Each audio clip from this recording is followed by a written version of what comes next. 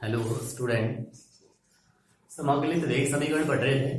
शून्य कोटि अभिक्रिया के समाकलित वेग समीकरण और उसके हाफ लाइफ अर्धायु काल को पढ़ा कि और उसका जो हाफ लाइफ अर्धायु काल है शून्य कोटि अभिक्रिया का, वो उसकी प्रारंभिक सांद्रता के ऊपर निर्भर करता है।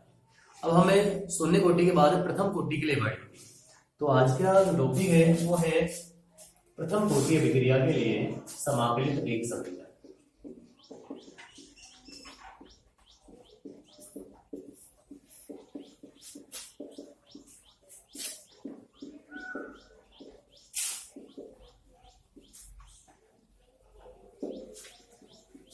तो प्रथम कोटि अभिक्रिया कौन सी होती है कि जिसके अंदर वेग व्यंजक के अंदर क्रिया कारक की सांद्रता की जो घातांक हो वो एक हो, तो वो प्रथम कोटि की अभिक्रिया हो। अब प्रथम कोटि अभिक्रिया के लिए हमें समाकलित वेग समीकरण लिखनी है कि मान लीजिए रिएक्शन लिखें कि आर रिएक्टेंट है और पी प्रोडक्ट है। ठीक है। अब मान लीजिए प्रारंभ में एक की सांद्रता कितनी है, ए मोल डिलीट से मान ली ए है, तो प्रोडक्ट कितना है शुरू में 0। उसके बाद टी समय पर या कुछ समय बाद कितनी हो गई प्रोडक्ट की सांद्रता x हो गई। अब ये x किस में से कम हुआ, a में से, तो कितना बचा यहाँ a माइनस एक्स। ठीक है। अब द्रव अनुपाती क्रिया नियम से dx अपॉन dt वेग बराबर किसके होगा, क्रिया कारक के लिए लिखेंगे तो सांद्रता में कमी आएगी, माइनस dx अपॉन dt बराबर होगा k। प्रथम कोटि के लिए इसलिए हम k1 लिख दिया, सांद्रता की घातांक कितनी 1। अब सांद्रता कितनी है, अंतिम सांद्रता a माइनस एक्स। तो जो वेग लिखा हमने वो वेग क्या लिखा है, माइनस dx अपॉन dt बराबर k1 a माइनस एक्स। अब dt को उधर लेके जाए और a माइनस एक्स इधर ले, minus dx upon a minus X बराबर k1 dt। ठीक है। अब इस समीकरण का समाकलन करें तो माइनस dx अपॉन dt समाकलन k1 dt। तो इसका यहाँ लोग या आई एन dt नहीं है a माइनस एक्स, तो I N a minus X, I N यहाँ लोग, यदि लोग टाइम में चेंज करेंगे तो 2.303 से गुणा करना बराबर आ गया k1 dt हो गया t, समाकलित स्थिरांक क्या हो गया c। अब प्रारंभ में जब समय t बराबर 0 है तो उस समय x बराबर भी क्या है 0 है। मान रखिए हम इस इक्वेशन के अंदर इसको हम समीकरण नंबर 1 लिखेंगे। अब समीकरण 1 क्या लिखा, minus I N A minus X, X का मान है 0।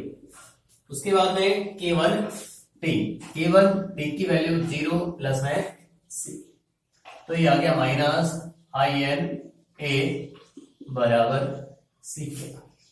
अब c का जो मान है वो समीकरण 1 में रखें, c का मान समीकरण 1 में रखने, c का मान समीकरण 1 में रखेंगे तो यहाँ लिखा हमने minus I N A minus X, उधर k1 t प्लस में c का मान है minus I N A, minus I N क्या नहीं लिखते हैं माइनस अंदर आई एन।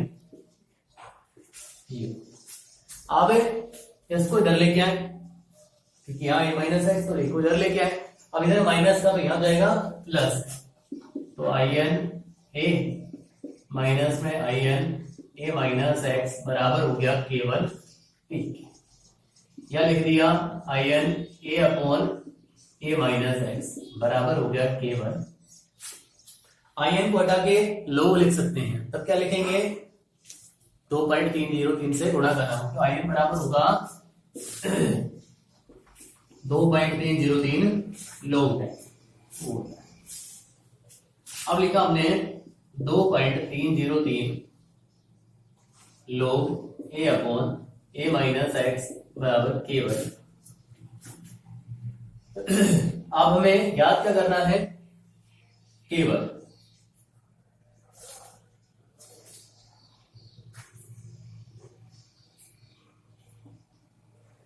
तो k1 याद करना है तो t को क्या करें, इधर ले आए। तो k1 बराबर क्या हो जाएगा, 2.303 t आई नीचे आ गया log a upon a minus X. तो ये आ गई प्रथम कोटि अभिक्रिया के लिए समाकलित वेग समीकरण। t समय है, a कौन सी सांद्रता है, देखो यहाँ प्रारंभिक है, a माइनस एक्स कौन सी है, t समय पर मतलब अंतिम सांद्रता है। तो प्रारंभिक सांद्रता, अंतिम सांद्रता, समय तीनों पता हो तो उसका वेग स्थिरांक ज्ञात कर सकते हैं। अब हमने शून्य कोटि अभिक्रिया में समाकलित वेग समीकरण से अर्धायु काल ज्ञात किया था, तो उसके अंदर जब अर्धायु काल ज्ञात किया तो उसमें पता लग गया कि वो प्रारंभिक सांद्रता पर डिपेंड करता है। इसी तरह अब इस समाकलित वेग समीकरण से भी इसका अर्धायु काल ज्ञात करेंगे। तो अर्धायु काल कैसे ज्ञात करेंगे, देखो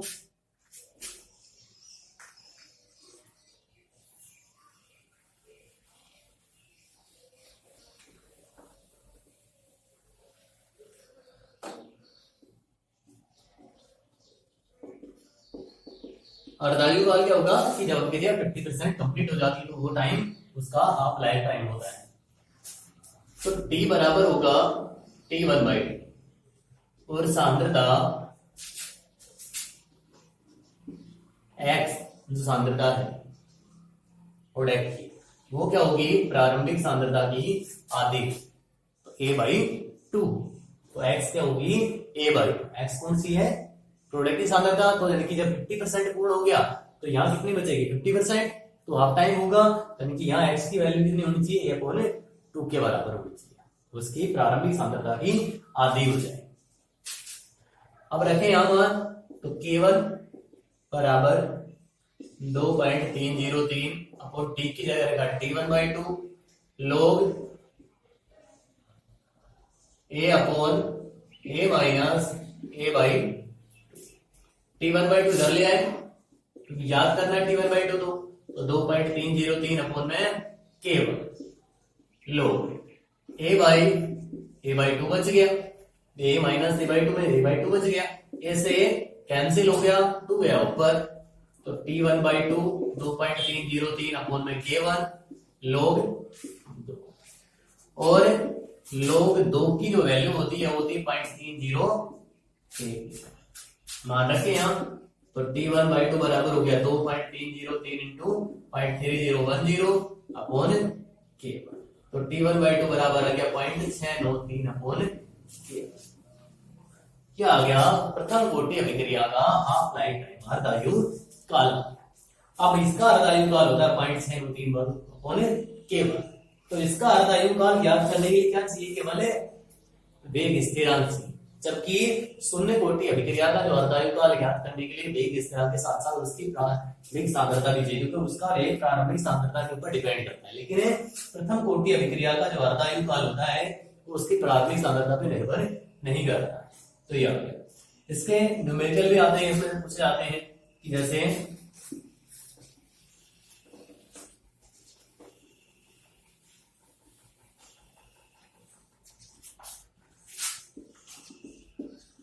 प्रथम कोटि अभिक्रिया के लिए वेग स्थिरांक के बराबर है 5.5 इंटू 10 की पावर माइनस 14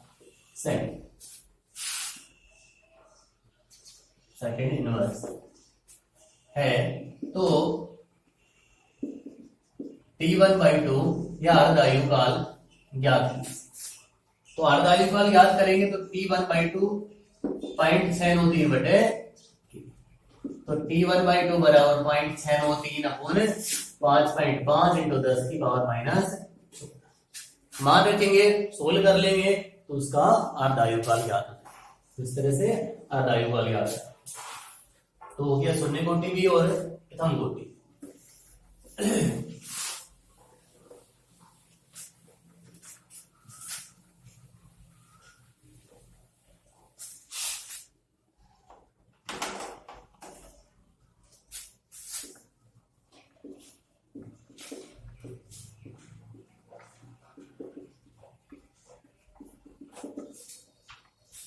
टॉपिक आगे छदम प्रथम कोटि अभिक्रिया।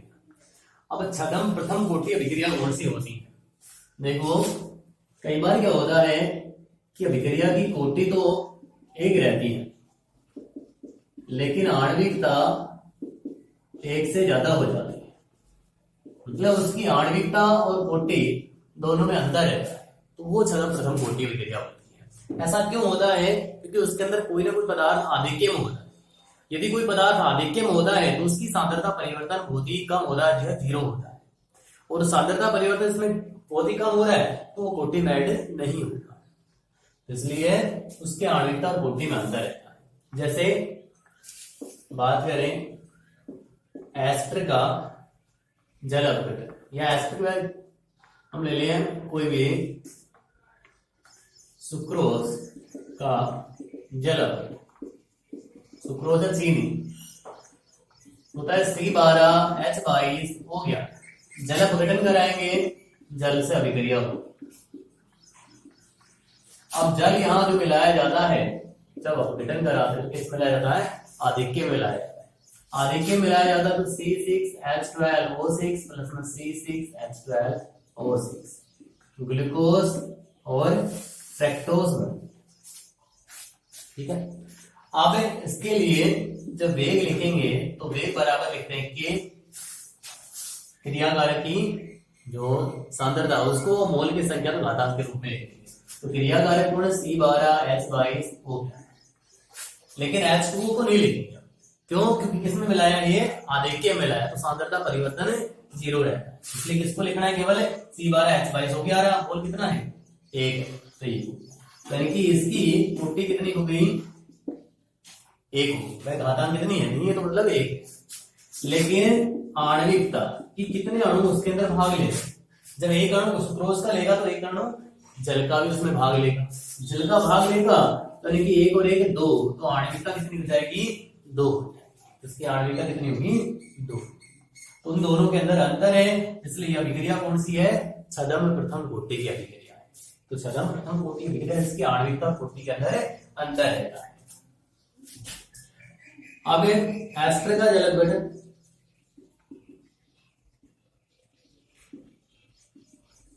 जैसा एस्टर होता है RCOOR, R की जगह लिखा CH3 COOCH, जल अपघटन कराया, H2O से अभिक्रिया कराई, H2O से अभिक्रिया कराई, यहां से बंध टूटता है तो CH3 COOH प्लस में C2H5 CH3OH ये बनते हैं। तो यहां भी जो एस्टर है और H2O जब मिला है इसके अंदर, तो ये भी आधिक्य मिला है, तो इसका भी तो वेग होगा, वो क्या हो जाएगा? K CH3 COOCH3, तो कोटि कितनी हो जाएगी इसकी? 1, और आणविकता कितनी हो जाएगी? 2। तो यहां सभी तरह की कोटि की अभिक्रियाएं बढ़ ली। अब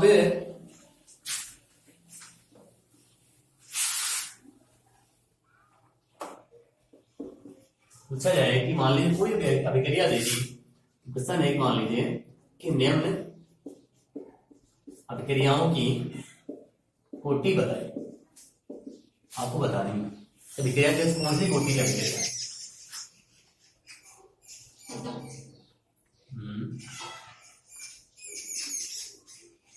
N2 प्लस O2 12 फर्स्ट, ठीक है।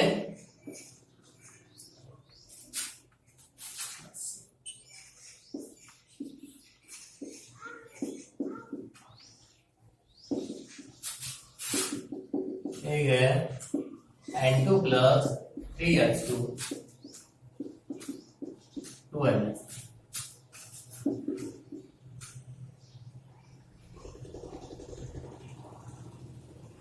और एक दे दी C12H22 प्लस H2O 2 C6H12। देखो ये 4 एग्जांपल दिए हैं, इन 4 एग्जांपलों के अंदर हमें कोटि बताने की अभिक्रिया कौन सी कोटि है। देखो पहले में N2 प्लस O2 से 2NO बनता है, तो कोटि बतानी हमें, तो कोटि बतानी है तो लेकिन इसके लिए वेग क्या होगा? क्रियाकारक कौन है N2 और कौन है घातांक 1 और 1 2, तो कोटि कितनी होगी इसकी 2। लेकिन यहाँ आपने यदि मान लीजिए कोई प्रेरक लिखा होता तो फिर कोटि कितना लिखते 0 लिखते, ठीक है। अब है ये वर्ड या वैसे एक है, यदि ये मान लीजिए उल्टी भी लिखी होती है, जैसे लिखी होती रेडियम 86 प्लस हेलियम 2 और रेडियम 80, इस तरह से लिखो। तो जितनी भी नाभिकीय विखंडन या नाभिकीय संलयन की अभिक्रिया होगी हमेशा प्रथम कोटि की अभिक्रिया होगी। कोई भी नाभिकीय संलयन विखंडन की अभिक्रिया है तो हमेशा फर्स्ट ऑर्डर की ही रिएक्शन ये है। देखते पता चल रहा है कौन है एक्टिव उत्प्रेरक है, तो डायरेक्ट लिख देंगे अभिक्रिया कोटि कितनी है 0 है। इसके अंदर H2O किसमें होता है आधिक्य में मिलाया गया है, इसलिए इसके ऊपर डिपेंड करेगा, तो कोटि कितनी है 1, प्रथम कोटि की अभिक्रिया है। तो इस तरह से कोटि याद करेंगे। तो जितने भी उत्प्रेरक की उपस्थिति में अभिक्रिया होगी वो होगी 0 ऑर्डर की, और यदि मान लीजिए नाभिकीय संलयन विखंडन की अभिक्रिया तो होगी फर्स्ट ऑर्डर की, ठीक है। तो इस तरह से यानी कि हमें आणविकता तो पता लग जाती है, लेकिन कोटि में थोड़ी दिक्कत आती है, तो कोटि हमें देख के आएंगे, उसका वेग देखेंगे फिर ना उसकी कोटि लिखेंगे। अब जैसे मान लीजिए आणविकता तो 1 अणु है 3 अणु है 4 आणविकता हो गई, लेकिन कोटि कितनी है 0। तो ध्यान रखें कि कोटि और आणविकता में अंतर हो जाता है।